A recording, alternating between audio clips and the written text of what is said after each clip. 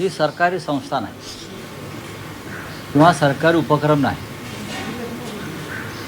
त्यानंतर आता कोणी म्हणतात ती NGO आहे, अमुक आहे, तमुक आहे, पण ती एक या देशातली एक जुनी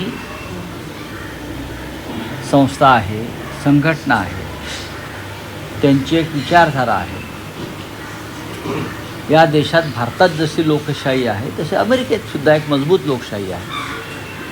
अमेरिकेमध्ये अद्यापही भारतात जरी नसलं तरी अमेरिकेतलं विचार स्वातंत्र्य, अभिव्यक्ती स्वातंत्र्य अद्याप कायम आहे. आणि विविध देशातले लोक, अनेक विचारांची लोक तिथे जाऊन आपल्या भूमिका मांडत असतात. अमेरिकेमध्ये मोठं व्यासपीठ आहे. सरसंघचालक मोहन भागवत ह्यांना तिथे जर कोणी निमंत्रित केला असेल आणि तो सरकारी कार्यक्रम नसेल, ट्रम्प तर बोलवणार नाही किंवा व्हाईस प्रेसिडेंट व्हान्स बोलवणार नाही. म्हणजे तिकडले जे संघाचे लोक आहेत, त्यांची जी ओव्हरसीज ब्रँच आहे, त्यांनी निमंत्रित केला असेल तर मला असं वाटतं की लोकशाहीमध्ये, जागतिक लोकशाहीमध्ये व्यासपीठावरती सरसंघचालक भारतामधल्या हुकुमशाहीविषयी काय भूमिका मांडतात, या भारतामध्ये जे काय विद्वेषाचं राजकारण सुरू आहे आणि ज्यात भारतीय जनता पक्षाचा उल्लेख वारंवार केला जातो. नरेंद्र मोदी आणि अमित शहा यांनी या देशामध्ये जो सरकार पुरस्कृत दहशतवाद निर्माण केलेला आहे, त्या संदर्भात निदान परदेशात जाऊन तरी मोहनराव भागवतांनी आपली भूमिका मांडावी, अशी लोकशाही प्रेमी जगातल्या मंडळींची इच्छा आहे. आणि न्यूयॉर्कचे जे महापौर आहेत ते भारतीय वंशाचे आहेत, तर त्यांनी त्यांच्या भाषणाकडे लक्ष ठेवलं पाहिजे, एवढंच मी सांगेन. पण मला असं वाटतं की मोहनराव भागवतांनी हिंदुस्थानातल्या त्या परिस्थिती सध्या जी सुरू आहे, तरुणांचा उद्रेक, जंतरमंतरवरची बंडाळी, तरुणांवर झालेला पॅलेट गनचा हल्ला, टिअर गॅस आणि ओव्हरऑल संपूर्ण देशामध्ये अनेक शहरामध्ये तरुणांचा सुरू असलेला विद्रोह, हे लोकशाहीसाठी अत्यंत महत्त्वाचं घडामोडी या देशामध्ये घडत आहेत. आणि अमेरिकेत मोहनराव भागवत या विषयावर बोलतील. भारतात जरी बोलले नाही तरी अमेरिकेत जाऊन ते बोलतील अशी मला अपेक्षा आहे. साहेब, आणखी एक राष्ट्रीय राजकारणातला विषय आहे की NDA पासून दूर गेलेली, म्हणजेच भाजपपासून दूर गेलेली अकाली दल पंजाब निवडणुकांच्या पार्श्वभूमीवर पुन्हा एकदा भाजपबरोबर जाण्याच्या तयारीत दिसते आहे. नाही, ठीक आहे, त्यांचा प्रश्न आहे तो. भारतीय जनता पक्षाला पंजाबच्या निवडणुकीमध्ये कोणीतरी हवं आहे, सहकारी. स्वबळावरती भारतीय जनता पक्षाला विधानसभेच्या 5 जागाही मिळणार नाही, हे आपण मागच्या इलेक्शनला बघितलं आहे. अकाली दलाच्या मदतीनं काय हातपाय मारता येतील का, हे जर त्यांनी ठरवलं असेल तर तो त्यांचा प्रश्न आहे. पण अकाली दल जर भारतीय जनता पक्षाबरोबर जाणार असेल तर अकाली दलाला त्याचा अजिबात फायदा होणार नाही. किंबहुना अकाली दलाची उरली सुरली पत आणि प्रतिष्ठा ती रसातळाला जाईल. आपण NDAतून का बाहेर पडलो, अकाली दल, ह्याचं पुन्हा एकदा चिंतन अकाली दलाने केलं पाहिजे. पंजाबच्या जनतेशी नरेंद्र मोदी आणि अमित शहा हे सुडाने वागले, चुकीच्या पद्धतीनं वागले, शेतकऱ्यांच्या प्रश्नावर पंजाबच्या ते चुकीचे वागले, म्हणून अकाली दल ते दूर गेले. म्हणजे सगळे प्रश्न मिटले का? नाही. महाराष्ट्राच्या संदर्भातील विषय आहे. तुम्ही परिवहन मंत्र्यांना पत्र लिहिलं होतं आणि रिक्षा चालकांचा विषय मांडला होता. काल परिवहन मंत्र्यांचं एक विधान आलेलं आहे, जे काही तुमच्याकडून आरोप वजा टीका झाली होती की रॅपिडोसारख्या काही ज्या ॲप्स आहेत किंवा ज्या काही कंपन्या आहेत त्यांचे परिवहन मंत्र्यांशी काही व्यावसायिक संबंध. मी असं बोललो नाही. मी असं त्या पत्रामध्ये माझा असा कोणाचा उल्लेख आहे का? नाही. त्यावर पण परिवहन मंत्र्यांचं असं म्हणणं आहे की असे जर काही पुरावे असतील तर ते संजय राऊतांनी समोर आणा. बघा, परिवहन मंत्री हे या महाराष्ट्रातले एक धर्मात्मा आहेत. बरं, आणि ते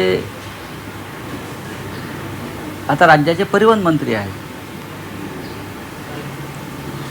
नाशिक आणि इतर भागातल्या रिक्षा चालकांच्या संघटनांनी माझ्याकडे जी कागदपत्र सुपूर्द केली त्यात स्पष्ट दिसतं आहे की सरकारमधल्या काही मंत्रिमंडळातल्या म्हणजे मंत्र्यांना रॅपिडोनं विविध मार्गाने उपकृत केलं आहे. मी कोणाचं नाव घेतलं का? उपकृत केलं आहे. त्यांची सार्वजनिक मंडळं, त्यांच्या दहीहंड्या यांना प्रायोजक म्हणून पैसे दिले. म्हणजे हा जो इंटरेस्ट आहे त्याला म्हणतात कॉन्फ्लिक्ट ऑफ इंटरेस्ट. ठाण्यातली जी दहीहंडी परिवहन मंत्र्यांची असते वर्षानुवर्ष, त्याच्यामध्ये मला त्यांनी मुलांनी दाखवलं रिक्षा झालं. हे पहा, ज्या रॅपिडो कंपनीला आमच्या छात्रावर बसवलेलं आहे त्यांनी परिवहन मंत्र्यांची जी दहीहंडी आहे कोट्यावधी रुपयांची, त्याला स्पॉन्सरशिप दिलेली आहे, इतर काही मंत्र्यांना दिलेली आहे. आता हा जर मुद्दा समोर येत असेल तर परिवहन मंत्र्यांचं हे काम आहे की रिक्षा चालकांच्या आरोपांचं समाधान करणं. माझं नाही, मी हजारो रिक्षा चालकांचा प्रतिनिधी आहे. उद्यापासून मी रिक्षातून फिरेन पाहिजे. बरं, हे तुमचं काम आहे, तुम्ही आव्हानं कोणाला देत आहे? रिक्षा चालकांचे शिष्टमंडळ तुमच्याकडे भेटण्यासाठी वेळ मागतं की आमच्या पोटावरती जे तुम्ही मारताय, लात मारताय रॅपिडोच्या छत्राखाली, आमचं तुम्ही म्हणणं आहे का? परिवहन मंत्र्यांना रॅपिडोबरोबर बैठक घ्यायला वेळ आहे, पण मराठी रिक्षा चालक आहेत महाराष्ट्रातले, त्यांचं ऐकायला वेळ नाही. ह्याच्यावर बोला, आव्हानं देऊ नका, तुम्ही अडचणीत या. याच रिक्षा चालकांचा विषय होता जो मराठी भाषा रिक्षा चालकांना येण्यासंदर्भातला परिवहन मंत्र्यांनी जो नवा नियम किंवा एक नवं पाऊल उचललेलं आहे. मुख्यमंत्र्यांनी सांगितले की आणखी 3 महिने त्यांना मुदत वाढवून द्या. आणि हे मुख्यमंत्र्यांनी दिलेली नसून उत्तर प्रदेशच्या ज्या निवडणुका आहेत त्यासाठी त्यांना त्यांचे जे पक्षप्रमुख आहेत, त्यांचे पार्टी चीफ अमित शहा वगैरे, त्यांच्या सूचनेनुसार आता मुदत वाढवली जाते. पण ठीक आहे, त्याच्यामध्ये आम्हाला पडायचं नाही. योगी आदित्यनाथ किंवा अमित शहा, नरेंद्र मोदी यांच्या आदेशानं ते काम करत आहेत. मी ज्या रिक्षा चालकांचा प्रश्न मांडतो ते मराठीच आहेत ना. मराठी येण्याचा आणि मराठी रिक्षा चालकांची रोजीरोटी हिरावून घेण्याचा हे 2 वेगळे प्रश्न आहेत. मी मराठी रिक्षा चालकांची रोजीरोटी मिस्टर परिवहन मंत्री हिरावून घेत आहेत रॅपिडोच्या माध्यमातून, तो प्रश्न मांडतो आहे. दुसरा कोणताही प्रश्न मी मांडायला तयार नाही. आणि ह्या रिक्षा चालकांच्या शिष्टमंडळाला परिवहन मंत्री अद्याप का भेटत नाहीत? मी स्वतः वेळ मागितला आहे लोकप्रतिनिधी म्हणून.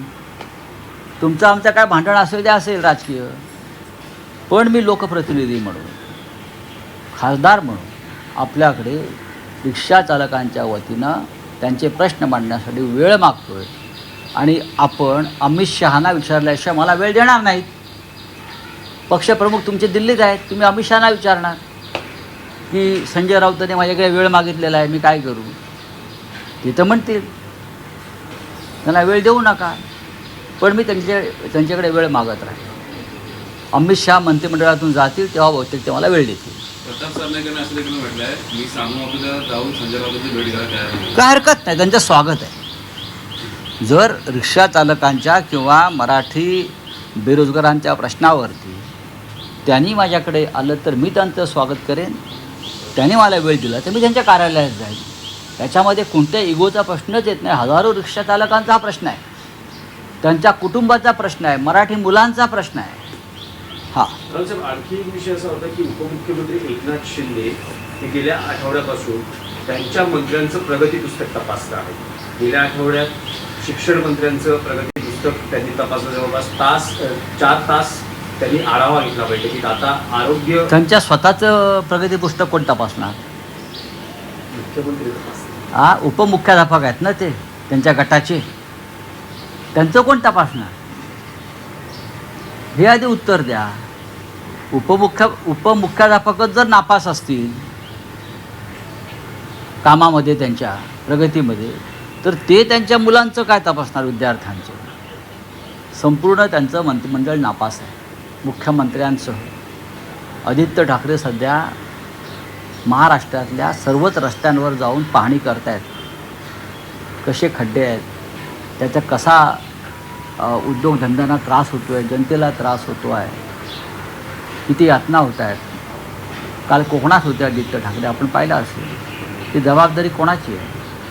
स्वतःचं प्रगती पुस्तक आधी उपमुख्यमंत्र्यांनी तपासायला पाहिजे आणि मग मंत्री तर नापासच आहेत. मंत्री हे काय म्हणतात, पूर्वी एटीकेटीने पण पास होऊ शकत नाही, या लायकीचे मंत्री आहेत त्यांचे. तो बीजेपी के आरएसएस के मोहन भागवत है जो हम निकाल जा रहे हैं, उनको अप्रोच किया जा रहा है. देखिए, राष्ट्रीय स्वयंसेवक संघ के प्रमुख सरसंघचालक मोहनराव भागवत जी न्यूयॉर्क जा रहे हैं. उनको इनविटेशन है अमेरिका से. अमेरिका भी एक हिंदुस्तान की तरह एक लोकतांत्रिक देश है, डेमोक्रेटिक कंट्री है. मजबूत डेमोक्रेसी आज भी वहाँ है. वहाँ आज भी freedom of speech, freedom of expression को बहुत मान्यता है. चाहे हिंदुस्तान में नहीं है, ये सब ख़त्म हो गया. हिंदुस्तान में तानाशाही चल रही है. तो मुझे विश्वास है कि मोहनराव भागवत जी न्यूयॉर्क में जाकर हिंदुस्तान में जो तानाशाही चल रही है, हिंदुस्तान में freedom of speech, freedom of expression, सभी बातों पर देश के अपोजिशन, उनके ऊपर जो हमले हो रहे हैं, उस बारे में